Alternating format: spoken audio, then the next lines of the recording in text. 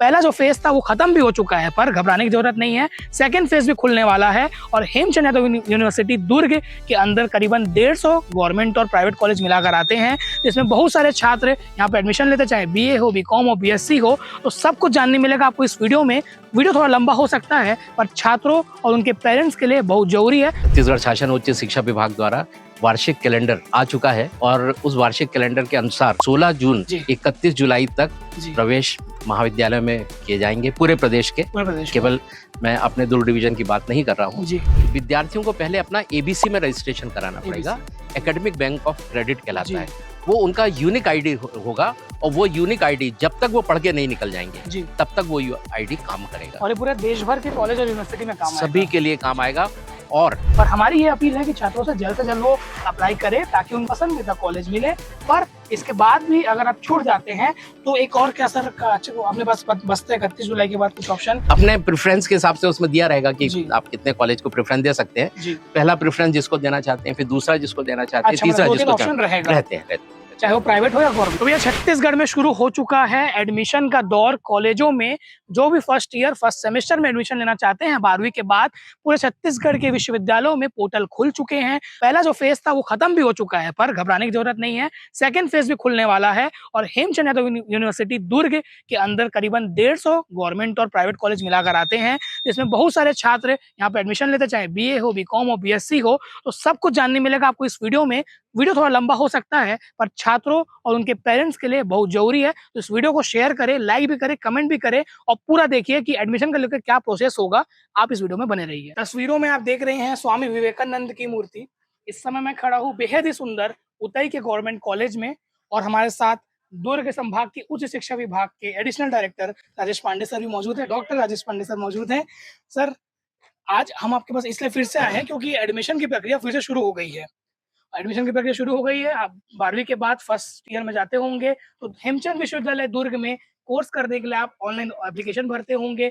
इस चरण क्या क्या है और कब से तारीख शुरू हुआ है, इस पूरे बारे में बात करने आए हैं हम। आपको मैं बता दूं कि पहले चरण का जो ऑनलाइन एडमिशन की प्रक्रिया है वो खत्म हो चुकी है, पर घबराने की जरूरत नहीं है क्योंकि अभी और भी चरण बाकी है, इसलिए हम ये वीडियो बनाने आए हैं। सर, आपका स्वागत है। तो आप बता दीजिए हमारे स्टूडेंट्स को या फिर जो आने वाले हैं आपके यूनिवर्सिटी के अधीन कि कब कब क्या क्या डेट है इंपॉर्टेंट। धन्यवाद लाभेश। एक वर्ष के बाद आपसे मुलाकात हो रही है। पिछले साल भी आपने इसी तरह राष्ट्रीय शिक्षा नीति 2020 जब लागू हुई थी तो एक वीडियो बनाया था जी। इस वर्ष का भी 2025-26 का छत्तीसगढ़ शासन उच्च शिक्षा विभाग द्वारा वार्षिक कैलेंडर प्रारंभ आ चुका है और उस वार्षिक कैलेंडर के अनुसार 16 जून यानी आज से 31 जुलाई तक प्रवेश महाविद्यालय में किए जाएंगे पूरे प्रदेश के। केवल मैं अपने दुर्ग डिवीजन की बात नहीं कर रहा हूँ। और उसके बाद 14 अगस्त तक माननीय कुलपति महोदय की अनुमति से प्रवेश किया जाएगा। फर्स्ट चरण जो था वो आपका 5 जून से शुरू हुआ था। अभी हेमचंद यादव विश्वविद्यालय ने अपना पोर्टल ओपन किया है ऑनलाइन एप्लीकेशन के लिए। उसका तात्पर्य यह है कि 3 चरणों में एप्लीकेशन फॉर्म लिए जाएंगे। पहला चरण 5 जून से लेकर 15 जून तक के लिए था, जो कल खत्म हुआ और पहली एडमिशन की सूची आज महाविद्यालयों में जारी होनी चाहिए थी और शाम तक हो जाएगी जिन्होंने नहीं किया था। आज 16 जून को हम वीडियो बना रहे हैं तो पहले सूची जारी हो जाएगी। उसके बाद अब सवाल आता है कि दूसरा चरण कब शुरू होगा? दूसरा चरण 16 तारीख से 20 तारीख तक जिन विद्यार्थियों का नाम इस प्रथम चरण की सूची में आएगा वो एडमिशन लेंगे। यदि किसी कारण से कुछ सीट्स महाविद्यालयों की खाली रह जाती है तो द्वितीय चरण का जो ऑनलाइन पोर्टल है विश्वविद्यालय का वो 21 जून से 30 जून तक के लिए खुलेगा। फिर 1 जुलाई को दूसरी सूची जारी हो जाएगी, प्रवेश सूची जी। और वो प्रवेश प्रक्रिया 1 जुलाई से 7 जुलाई तक चलेगी। उसके पश्चात 8 जुलाई से 21 जुलाई तक के लिए तृतीय चरण की प्रवेश प्रक्रिया के लिए पोर्टल ओपन विश्वविद्यालय करेगा। तीसरा फेज भी है। और चूंकि छत्तीसगढ़ शासन उच्च शिक्षा विभाग ने जो अंतिम तिथि रखी है सामान्य रूप से वो 31 जुलाई रखी है। होता यह है कि बहुत सारे कॉलेजेस ऐसे हैं जहां सीट्स खाली हो जाती रह जाती है, तो आगे भी संभावना होगी कि इस तरह से पोर्टल खुलता रहेगा क्योंकि हमारे भारत सरकार हो या छत्तीसगढ़ सरकार हो, सबका उद्देश्य है कि जो ग्रॉस एनरोलमेंट रेशो है छत्तीसगढ़ का जो अभी 19.6 है वो कम से कम 35% तक पहुंचे और उसके लिए जरूरी है कि बच्चे ज्यादा से ज्यादा एडमिशन महाविद्यालय लें, में बिल्कुल। एडमिशन लें। सर हेमचंद विश्वविद्यालय दुर्ग की बात की जाए तो कम से कम 7 जिले जो है संभाग के अंदर बिल्कुल, आते हैं बिल्कुल, बिल्कुल। और 150 से करीबन मेरे ख्याल से प्राइवेट बिल्कुल, गवर्नमेंट बिल्कुल, कॉलेज मिला के हैं। बिल्कुल। तो छात्रों के पास तो समय है 31 जुलाई तक हुँ, और उनको जल्द से जल्द भर लेना चाहिए क्योंकि क्या होता है बाद में उनको पसंदीदा कॉलेज नहीं मिलेगा। हुँ, जैसे आपका ये कॉलेज है, यहाँ के लिए भी मतलब फॉर्म भरने की क्या हुँ, प्रक्रिया होगी वो बता दीजिए? फॉर्म भरने की ये प्रक्रिया ये होगी कि राष्ट्रीय शिक्षा नीति 2020 जी, जो कि पिछले सत्र 2024-25 में जी, छत्तीसगढ़ में लागू की गई। बिल्कुल। हालाँकि 8 जो स्वीकृत महाविद्यालय थे ऑटोनोमस जी, कॉलेजेस उसमें 3 साल पूर्व ही राष्ट्रीय शिक्षा नीति पायलट प्रोजेक्ट के रूप में लागू हुई लागू थी की और गई जो थी। सफल हुई। जी, पर बाकी सभी महाविद्यालयों में पिछले सत्र 24-25 से प्रारंभ। फॉर्म भरने की ये प्रक्रिया ये होगी कि राष्ट्रीय शिक्षा नीति 2020 जी, जो कि पिछले सत्र 2024-25 में जी, छत्तीसगढ़ में लागू की गई। बिल्कुल। हालाँकि 8 जो स्वीकृत महाविद्यालय थे ऑटोनोमस जी, कॉलेजेस उसमें 3 साल पूर्व ही राष्ट्रीय शिक्षा नीति पायलट प्रोजेक्ट के रूप में लागू हुई लागू थी की और गई जो थी। सफल हुई। जी, पर बाकी सभी महाविद्यालयों में पिछले सत्र 24-25 से प्रारंभ हुई। जी, उसमें जो सबसे बड़ी चीज़ है सब विद्यार्थियों को पहले अपना एबीसी में रजिस्ट्रेशन कराना पड़ेगा। एबीसी में बिल्कुल। एकेडमिक बैंक ऑफ क्रेडिट कहलाता है। जी, वो उनका यूनिक आईडी होगा और वो यूनिक आईडी जब तक वो पढ़ के नहीं निकल जाएँगे, जी। तब तक वो आईडी काम करेगा। और ये पूरे देश भर के कॉलेज और यूनिवर्सिटी में काम सभी आएगा। के लिए काम जी, आएगा और बिना यूनिक आईडी जनरेट किए हुए आप प्रवेश पत्र नहीं भर सकते, प्रवेश फॉर्म नहीं नहीं भर बोल सकते सकते। हैं।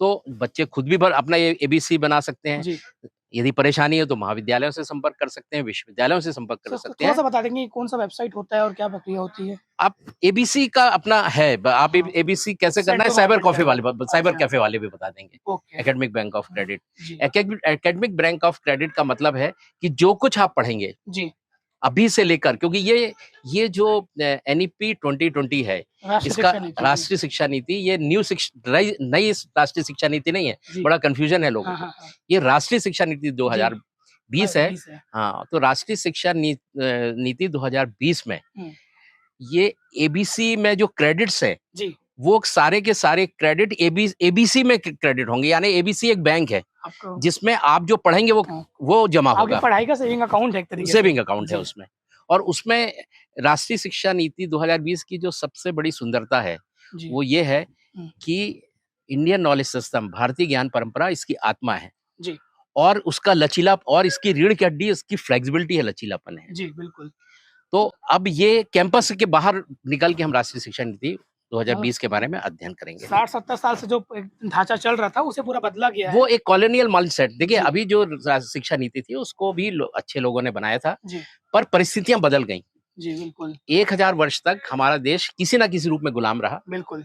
800 वर्ष अलग, जी, 2000 अंग्रेजों के उसमें, हाँ। तो हमारी सोच बस एक सीमित सोच थी। उस चीज़ को भी ज़्यादा तवज्जो दिया जाता था बिल्कुल, हिस्ट्री में। बिल्कुल, बिल्कुल, उसमें जी, होता ये था कि हम अपनी सोच को बहुत आगे नहीं ले जाते थे। जी, वो कॉन्फिडेंस जो हमें होना था वो नहीं था, हुँ, हम सामने वाले की सोच के हिसाब से अपनी सोच तैयार करते थे। बिल्कुल, जैसा हमको ढाला गया, उस जैसा ढांचे हमको में ढाला हम आगे गया, बढ़ जो रहे हमको थे। पढ़ाया गया वही पढ़ाया गया। जी, जी, तो अब मैं अभी जो बच्चे हुँ, या जो विद्यार्थी नई शिक्षा नीति में आ रहे हैं, कॉलेज में एडमिशन ले रहे हो या स्कूल्स में, जी, 2 बातें उनको ध्यान में रखनी पड़ी है कि यदि जीवन में कुछ बहुत बड़ा करना है, जी, तो आप में मेहनत करने का जज़्बा होना चाहिए बिल्कुल, और आपके अंदर रिस्क टेकिंग बिहेवियर होना चाहिए। जोखिम बिल्कुल, उठाने का यदि आप में साहस है, जी। तो आप बहुत आगे जा सकते हैं।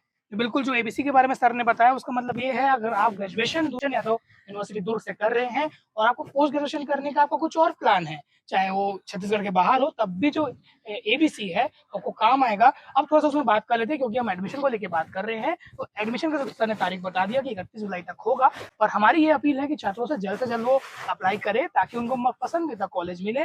पर इसके बाद भी अगर आप छूट जाते हैं, तो एक और क्या सर अपने पास बचते हैं 31 जुलाई के बाद कुछ ऑप्शन मान लीजिए कोई रहता माननीय नहीं तो कुलपति की परमिशन से जी, आप 14 अगस्त तक जी, एडमिशन ले सकते हैं जी। और उसके लिए कुलपति नॉर्मली हर एक पत्र आ जाता है कि प्राचार्यों को अपने पावर्स डेलीगेट कर देते हैं। अच्छा, तो हाँ, क्योंकि उनको विश्वविद्यालय जाने की आवश्यकता नहीं नहीं होती है, पड़ेगी। नहीं हाँ, होगी। ये था पिछले साल कि लोगों को लग रहा है कि हमको विश्वविद्यालय नहीं, जाना नहीं, पड़ेगा। विश्वविद्यालय जाने की जिस आवश्यकता कॉलेज नहीं। में एडमिशन लेना है, उनके प्रिंसिपल को अगर आप पत्र देते हैं और सीट रहती है तो आपको मिल मिल जाएगी। जाएगा, फिर हाँ, कुलपति से उसका अप्रूवल अप्रूवल हो हो जाएगा। जाता है। सर मतलब इसका जो फॉर्म है आपका हेमचंद यूनिवर्सिटी के साइट में नॉर्मल है? सब कुछ है, आपको सब एबीसी कुछ। बनाने के बाद लॉगिन आईडी पासवर्ड बनाना पड़ेगा क्योंकि पहली बार अगर मैं मान लीजिए फर्स्ट सेमेस्टर में मैं एडमिशन लेना चाह रहा हूँ, मैंने एबीसी बना लिया है, उसके बाद मुझे एक लॉगिन आईडी पासवर्ड बनाना पड़ेगा?